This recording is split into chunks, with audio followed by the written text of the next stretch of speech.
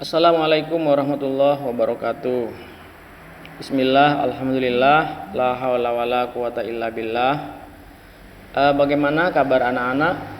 Semoga kalian semua selalu dalam keadaan sehat walafiat dan kita semuanya senantiasa dalam perlindungan Allah Subhanahu wa taala. Amin amin ya rabbal alamin.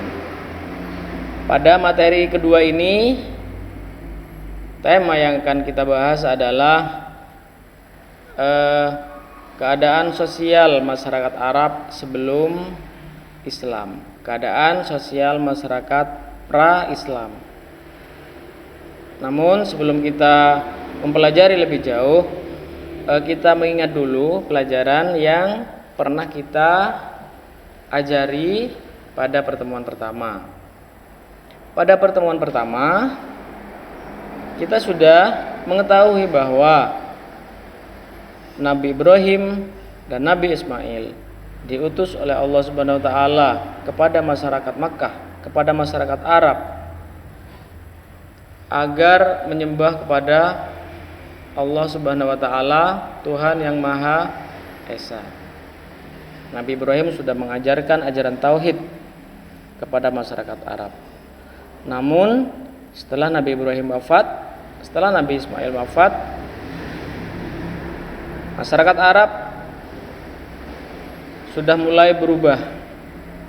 Mereka yang awalnya berakidah tauhid berubah menjadi penyembah berhala. Kenapa itu terjadi? Karena lamanya jarak mereka dengan masa kenabian dari Nabi Ibrahim dan Nabi Ismail. Dan bahkan mereka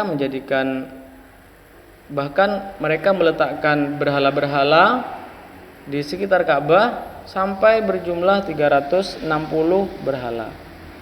Bahkan kota Mekkah menjadi pusat penyembahan berhala bagi masyarakat Arab. Nah, itu adalah materi pada pertemuan pertama. Dan materi pada pertemuan kedua ini yang akan kita bahas adalah bagaimana kondisi sosial masyarakat Arab pra-Islam. Bagaimana kondisi sosial masyarakat Arab pra-Islam.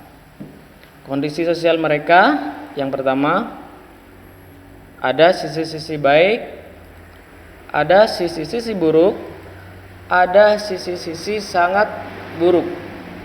Marilah kita pelajari satu persatu. Sisi-sisi baik masyarakat Arab pra-Islam yang pertama adalah pemberani.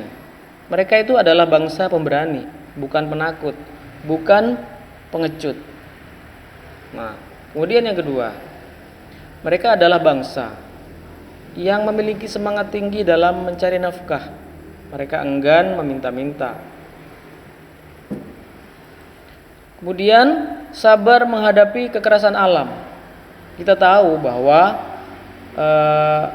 kondisi alam di Timur Tengah, Arab khususnya, ini adalah kebanyakan gurun pasir.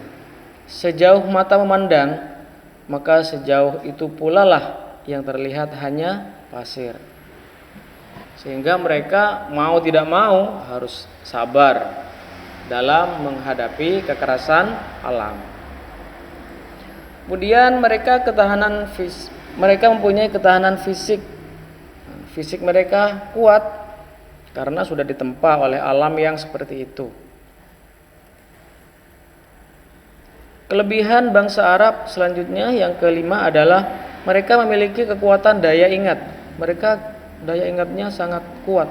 Bahkan bisa menghafal puluhan bahkan ratusan nama leluhur mereka.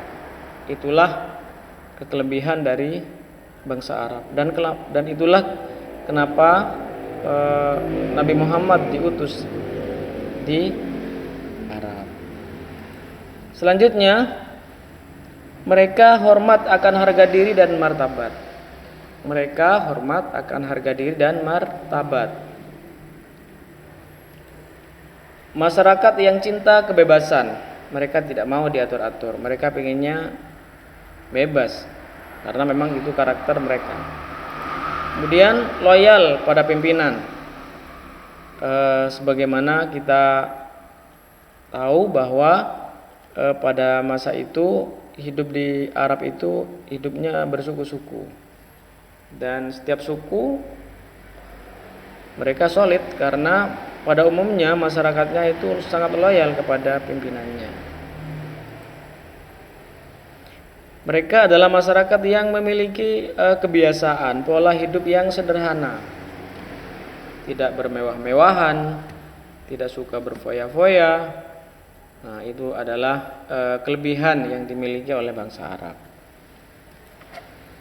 Ramah, sebagaimana kita ketahui bahwa di Arab itu ada Ka'bah, dan setiap tahun pasti ada orang-orang dari penjuru Arab datang ke Mekah untuk berziarah ke Ka'bah, untuk berhaji ke Ka'bah. Dan masyarakat Arab ini sangat menghormati orang-orang yang berziarah ke Ka'bah, memberi makan, memberi minum, dan lain sebagainya. Kemudian salah satu kelebihan dari masyarakat Arab, mereka itu adalah bangsa yang sangat gemar pada syair. Untuk apa syair ini? Yang pertama, syair ini dijadikan sebagai sarana untuk berkomunikasi. Syair ini dijadikan sebagai sarana berkomunikasi.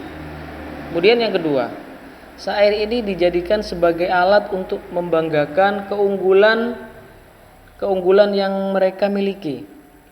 Kalau sebuah suku punya keunggulan, maka tempat mencurahkan keunggulan ini ya melalui syair.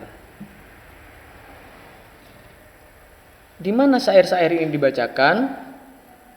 Biasanya syair-syair ini dibaca di tempat-tempat keramaian, seperti di pasar Ukas, Selanjutnya banyak sekali tokoh-tokoh ahli syair pada masa itu.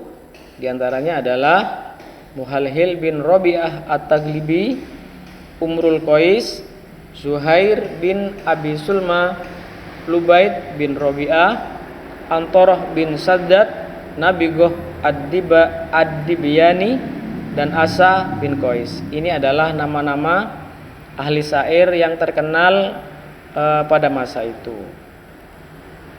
Kemudian selanjutnya ada perilaku-perilaku buruk yang dilakukan oleh masyarakat Arab. Apakah itu? Mereka suka minum minuman keras. Mereka suka minum homer, arak sampai mabuk. Kemudian mereka suka berjudi. Jadi masyarakat Arab itu gemar berjudi. Judi adalah kebiasaan yang ada, tradisi yang ada pada mereka. Mereka juga suka berzina. Jadi ini sudah satu paket. Suka minum khamar, suka mabuk, suka berjudi, dan suka berzina. Ini adalah tradisi pada bangsa Arab sebelum diutusnya Nabi Muhammad SAW. Mereka juga suka merampok. Mereka memposisikan perempuan pada posisi terendah. Jadi bangsa Arab pra-Islam ini memposisikan perempuan pada posisi terendah. Kenapa? Karena mereka menganggap perempuan itu adalah makhluk yang lemah. Mereka menganggap perempuan ini adalah makhluk yang tidak bisa mempertahankan diri ketika diserang musuh. Bahkan mereka malu jika terjadi peperangan, kemudian sukunya kalah, akhirnya si perempuan ini menjadi tawanan perang.